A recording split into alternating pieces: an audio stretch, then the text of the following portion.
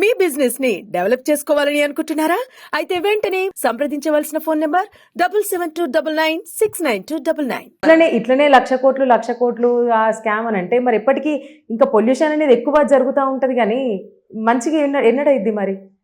ఒక ఇంగ్లీషు కవి చరిత్రకారుడు ఏం రాసినంటే, నీవు జనాలను కానీ నియంత్రించుకోకపోతే, ఈ భూమి జనాభాలో ఉన్నట్టు జనాభాని నియంత్రించుకోకపోతే, ఈ యొక్క వాతావరణ పరిస్థితులను నియంత్రించుకోగలకపోతే, నీవు నియంత్రించని ఎడల ఈ యొక్క భూమి తనను తాను నియంత్రించుకుంటుంది. ఆ భూమి నియంత్రించబడినప్పుడు ఈ యొక్క వరదలు అనేటువంటివి వస్తాయని చెప్పింది.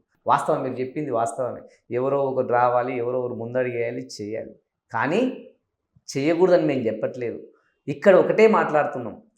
నీవు చేస్తున్నావు హర్షణీయం, కానీ ఈ బాధితులు ఎవరైతే ఉన్నారో ఇదే గవర్నమెంటు అదే రాజముద్రతోన 500 బాండ్ పేపర్ పైన రాజముద్రతోన రిజిస్ట్రేషన్ చేయించుకున్నారు కదా. ఆ రిజిస్ట్రేషన్కు సంబంధించినటువంటి తప్పు చేసింది ఎవరు? గవర్నమెంటే. రిజిస్ట్రేషన్ చేయించుకున్నది ఎవరు?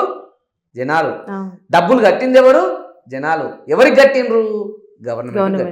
గవర్నమెంట్ కట్టినప్పుడు గవర్నమెంట్ ఏం చేయాలంటే, నేనే తప్పు చేసిన, అయ్యా నేను తప్పు చేసినందుకు నీ ఇల్లు ఇప్పుడు నాకు కావాలి, నీ స్థలం ఇప్పుడు నాకు కావాలి, నేను సుందరీకరణ కోసం నేను సేకరిస్తున్న నీ స్థలాన్ని, దీనికి నీకు సమ్ ఆఫ్ అమౌంట్ కట్టిస్తాను, ఈ 6 ఫ్లోర్లు ఉన్నాయి, 6 ఫ్లోర్లకి ఇంత కట్టిస్తాను, నీ గజానికి ఇంత కట్టిస్తాను అని వాళ్ళని హామీ ఇవ్వాలి.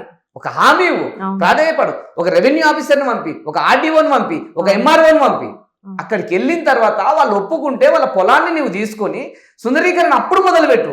నేను సుందరీకరణ చేయొద్దని ఎవరు అనట్లేదు, హైదరాబాద్ని కాపాడొద్దని ఎవరు అనట్లేదు. మీరు అన్నస్తూ ఎకనామికల్ ఇన్బ్యాలెన్స్ జరగాలని ఎవరు కోరుకోవట్లేదు, కానీ జరిగింది. 430 సంవత్సరాలు చరిత్ర ఉన్నటువంటి హైదరాబాద్ నగరము పెరుగుతూ పెరుగుతూ పెద్దగా అయ్యింది. మీరు దాన్ని ఇప్పుడు ఆన్ ది స్పాట్లో దాన్ని చేయాలంటే కాదు, దాన్ని ముక్కలు ముక్కలుగా ఒక పద్ధతి ప్రకారము ఒక డిపిఆర్ ప్రకటించి దాని ప్రకారం ముందరికి వెళ్ళాలి. కానీ నేను ఎట్లా పడితే అట్లా, యాడ పడితే నచ్చితే ఆడికి నేను బుల్డోజర్ తోలిస్తా, 33 ఫీట్ల రోడ్ యాడుంటే ఆ బుల్డోజర్ పడుతుంది ఆడికి నేను తోలిస్తా అంటే కాదు కదా, పద్ధతి కాదు కదా.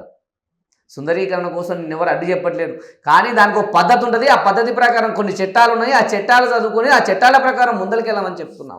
2013వ చట్టం ఉంది, భూసేకరణ చట్టం ఉంది. ఆ భూసేకరణ చట్టం ఏం చెప్పిందో చూడు. ఆ భూసేకరణ చట్టంలో 1కి 3 రెట్లు కట్టిస్తే ఒక భూమి ఇవ్వాల్సిన అవసరం వస్తుంది. ఆ 1కి నీకు ఎంత అవసరం ఉన్న భూమి ఎంత అవసరం ఉన్నా తీసుకోవచ్చు, కానీ వానికి నీవు న్యాయం చేసినప్పుడు మాత్రమే ఆ భూమి పైన నీకు అర్హత ఉంటుంది.